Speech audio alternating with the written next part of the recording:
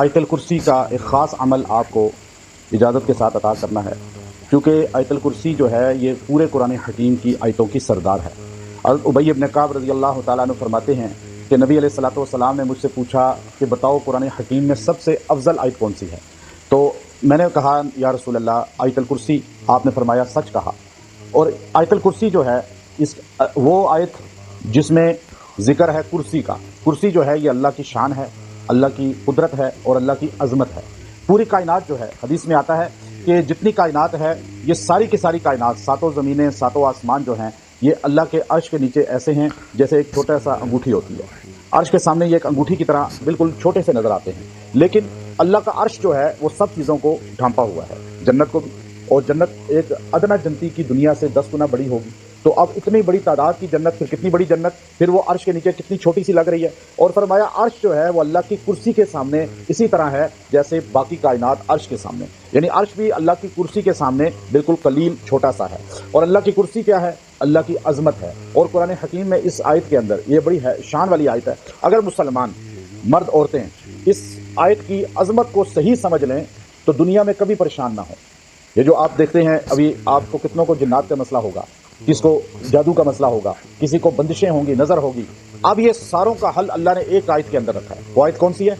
آیت الکرسی اس کو کہتے ہیں۔ اب یہ اتنی عظیم ہے، صحیح حدیث ہے، نبی کریم علیہ الصلوۃ والسلام فرماتے ہیں کہ جو آدمی فرض نماز کے بعد اس آیت کو پڑھ لے گا ایک مرتبہ، وہ موت کے ساتھ ہی جنت میں داخل کر دیا جائے گا، یعنی اس کو جنت میں داخلہ صرف موت مانے ہے، بس اور کوئی چیز نہیں۔ یعنی اتنی مضبوط حدیث کہ آپ ایک قسم کی شورٹی دے رہے ہیں، گارنٹی دے رہے ہیں کہ آیت الکرسی، اور آیت الکرسی کے شیطان خود کہتا ہے، شیطان کہتا ہے، حدیث کے اندر آتا ہے، صحیح حدیث ہے، ابو ہریرہ رضی اللہ تعالیٰ عنہ فرماتے ہیں، وہ پورا واقعہ ہے حدیث کے اندر کہ نبی علیہ السلام سے فجر کی نماز میں کہا، رات کو وہ 3 دن آدمی آتا رہا، آخر میں نے اس کو پکڑا، وہ چوری کر رہا تھا، اس نے مجھے کہا کہ آج مجھے چھوڑ دو، میں تمہیں بڑی خاص بات بتاتا ہوں کہ میں شیطان ہوں، اور جس جگہ آیت الکرسی پڑھ دی جائے ہم اس گھر سے بھاگ جاتے ہیں اور صبح تک اس گھر میں نہیں آتے۔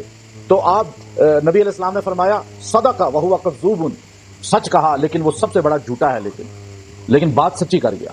تو اب یہ دیکھیے کہ آیت الکرسی اتنی بڑی فضیلت ہے، اس کا جو آدمی معمول بنائے گا، روزانہ 70 بار اس کو پڑھے گا، اپنی زندگی کا حصہ بنا لے، وہ اس کا خود بخود عامل بھی بن جائے گا، خود بخود جو ہے یہ آیت الکرسی اس کے لیے مسائل حل ہونے کا سبب بن جائے گی، کیونکہ صحابہ کرام اس کے ذریعے اپنے معمولات حل کرواتے تھے۔ اب 70 بار کیوں کہا؟ کہ امام راضی رحمۃ اللہ علیہ نے فرمایا کہ آیت الکرسی کے اندر 70 مرتبہ لفظ اللہ آیا ہے، اشارتن آیا ہے، یا جو ہے اس میں آپ دیکھیں کہ آپ کو یا صراحتن آیا ہے، اشارتن یا صراحتن آیا ہے لفظ اللہ۔ اب آغاز کہاں سے ہوا آیت الکرسی کا؟ اللہ سے، اللہ کا اسم۔ پھر اس کے اندر 10 جملے ہیں، 10 جملے۔ اب آپ دیکھیے پہلا جملہ کیا ہے؟ اللہ لا الہ الا ہو، کہ اللہ کون ہے؟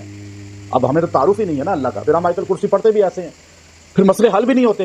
اب اللہ کا تعارف پہلے ہو کہ اللہ کون ہے، کہ اس کے ساتھ کوئی شریک نہیں ہے، کوئی الہ نہیں ہے، کوئی حاجت روا نہیں ہے، کوئی مشکل کشا نہیں ہے۔ یہ یقین رکھ کے آپ آیت الکرسی پڑھیں کہ اللہ کے علاوہ میری کوئی نہیں سنتا، میری داد رسی نہیں کر سکتا۔ یہ پہلا ہے۔ حضرت علی رضی اللہ تعالیٰ عنہ اگلے جملے کے متعلق فرماتے ہیں، اگلے جملہ کون سا ہے؟ اللہ لا الہ الا ہو الحی القیوم، حی جو زندہ ہے، اسے زندہ رہنے کے لیے کسی کی آکسیجن کی ضرورت نہیں، صحت کی ضرورت نہیں، ادویات کی ضرورت نہیں، کسی کی محتاجی نہیں ہے۔ ہمیں تو محتاجی ہے نا زندہ رہنے کے لیے، ہر چیز، آکسیجن کم ہو جائے مری میں کیسے لوگ فوت ہوئے۔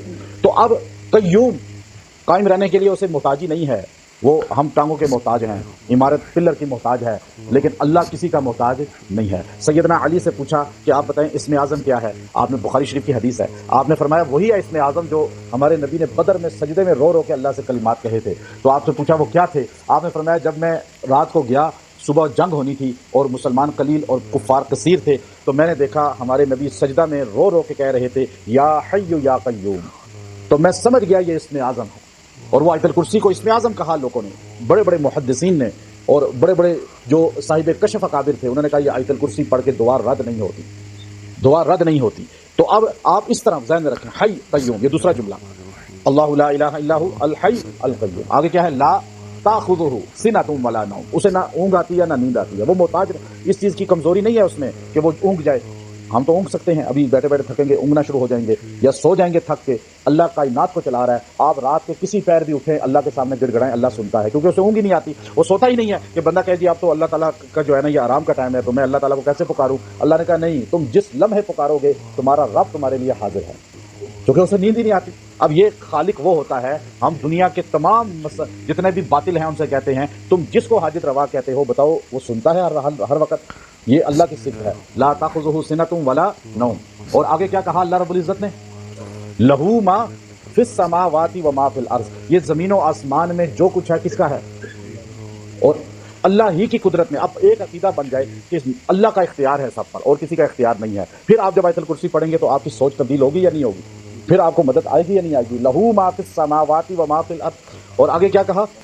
من ذا الذی یشفع عندہ الا باذنہ. کون ہے جو اس کے سامنے شفاعت کر سکے، سفارش کر سکے مگر اس کی اجازت سے؟ اللہ کے علاوہ کوئی ہے جو کہے کھڑا ہو کے کہے جی میں آپ کے سامنے سفارش کرتا ہوں، اب میں آپ کو بتاتا ہوں میں فلاں. یہ بتا دیا اللہ کے علاوہ، کیونکہ لا یتکلمون، کوئی کلام نہیں کر سکے گا اللہ سے اور اس کی اجازت کے بغیر، اور کوئی سفارش نہیں کر سکے گا اس کی اجازت کے بغیر. اور اس لیے من ذا الذی یشفع عنده الا باذنہ. آگے کیا فرمایا؟ یعلم ما بین ایدیہم وما خلفہم. یعلم، وہ جانتا ہے جو تمہارے ہاتھ میں ہے اور جو پیچھے ہو گیا. اب جو پیچھے ہو گیا وہ بھی جانتا ہے، آگے کو بھی جانتا ہے، حال کو بھی جانتا ہے. اب یہ سب چیزیں کون جانتا ہے؟ یہ بتایا اللہ نے کہ تم کچھ بھی قیامت کے دن یہ نہیں کر سکتے کہ جی اللہ کو پتہ نہیں تھا. اللہ کو سب کچھ پتہ ہے، ابھی بھی سارے حالات ہمارے پتہ ہیں. تو وہ ہمارا اصل جو ہے کارساز ہے، ہمارا اصل جو ہے حاجت روا ہے. یعلم ما بین ایدیہم وما خلفہم. آگے کیا فرمایا؟ ولا یحیطون بشیء من علمہ. اور کوئی نہیں پہنچ سکتا اس کے علم کو، اس کے علم کو، اس کی قدرت کو، اس کی طاقت کو کوئی بندہ مخلوق میں سے نہیں پہنچ سکتا مگر جس کو وہ چاہے کچھ عطا کر دے. الا بما شاء. اور وسیع کرسیہ السماوات والارض. اس کی بادشاہت کیا ہے؟ پوری کائنات پر ہے اس کی کرسی. یہ بادشاہت ہے اللہ، یعنی ہر چیز اللہ کے تسلط میں ہے، اللہ کے قدرت میں ہے. اور اللہ رب العزت نے جو ہے اس کے بعد کرسیہ السماوات والارض کے بعد کہہ دیا ولا یؤودہ حفظہم. اب دیکھیں نا، یہ ساری کائنات اس کی دسترس میں ہے تو اللہ تعالیٰ تھکتا بھی تو ہوگا. پھر یہ باطل عقیدہ تھا نا، کیونکہ تورات جب بالکل بخت نصر بادشاہ نے اور اس کے بعد والوں نے جلا دی، ختم کر دی، تو بہت عرصہ تورات نہیں تھی. پھر جب تورات کے نسخے حافظے سے لکھے گئے تو اس میں انسانی چیزیں شامل ہو گئیں. تو اس میں ایک چیز یہ شامل کی کہ فی ستۃ ایام، اللہ رب العزت نے زمین و آسمان کو اس میں بھی لکھا کہ 6 دن میں پیدا کیا، اور لکھا 7ویں دن اللہ نے آرام کیا، یعنی تھک گیا تھا. نعوذ باللہ، اس میں یہ لکھا. قرآن کہتا ہے وما مسنا من لغوب، اللہ تھکا نہیں، اللہ نے زمین و آسمان بنایا. اور یہاں اللہ نے کہا ولا یؤودہ حفظہما، اللہ ان دونوں کی حفاظت سے، یعنی زمین و آسمان اور سب کچھ کی حفاظت سے تھکا نہیں ہے اللہ رب العزت کو. اور وہو العلی العظیم، اور وہ عظیم ذات ہے علی. اب دیکھیں، اب اس ترجمے کو سامنے رکھیں آپ، پھر آپ جب اس کو پڑھیں، اس کے جملے ولا یؤودہ حفظہما میں اتنی طاقت ہے کہ آپ کہیں بڑے سے بڑا جادوگر، جن آپ کے سامنے، کاہن جادوگر آپ پہ وار کرنے کے لیے سامنے آ جائے، وہ اپنے دنیا کے سارے منتر پڑھنے شروع کر دے اور آپ خالی آیت الکرسی پڑھیں اور پڑھتے پڑھتے ولا یؤودہ حفظہما ولا یؤودہ حفظہما، بس اس کو تکرار کریں، بار بار کریں. آپ دیکھیے گا وہ وار پھونکتا جائے. آپ کوئی عامل نہیں ہے، آپ کو کچھ نہیں سیکھا ہوا آپ نے، لیکن قرآن تو آپ کے پاس ہے نا. ہر بندہ آیت الکرسی نہیں پڑھ سکتا، مرد عورتیں نہیں پڑھ سکتے. آپ دیکھیں، آپ بس یوں کہیں ولا یؤودہ حفظہما ولا یؤودہ حفظہما، یہ آپ اس پہ پھونکنا شروع کریں اور اس پہ وار کرنا آپ شروع کریں. وہ آپ پہ دنیا جہاں کے جادو کرے، آپ یہ پڑھیں، آپ جیت جائیں گے، وہ ہار جائے گا. اس میں اتنی طاقت ہے. اسی لیے شیطان اس آیت سے بھاگتا ہے.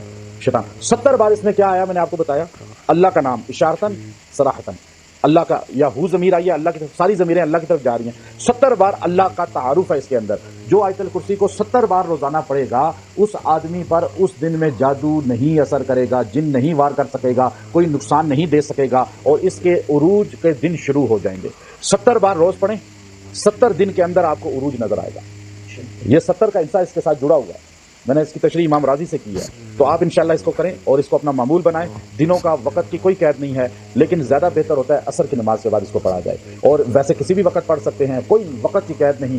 اور آپ خواتین اکثر بیچ میں گیپ آ جاتا ہے تو وہ چھوڑ دیں، بعد میں پڑھیں، لیکن آپ 70 دن پورے کریں، 70 دن پورے کریں. اس کے 70 بار روز پڑھیں. 70 دن میں آپ زوال سے عروج کی طرف، بیماری سے صحت کی طرف، ذلت سے عزت کی طرف، اور پریشانیوں سے خوشحالی کی طرف خود چلے جائیں گے. اور آپ کو نظر آئے گا کہ اللہ کیسے اس آیت کی وجہ سے عزتیں دیتا ہے. وآخر دعوانا الحمدللہ.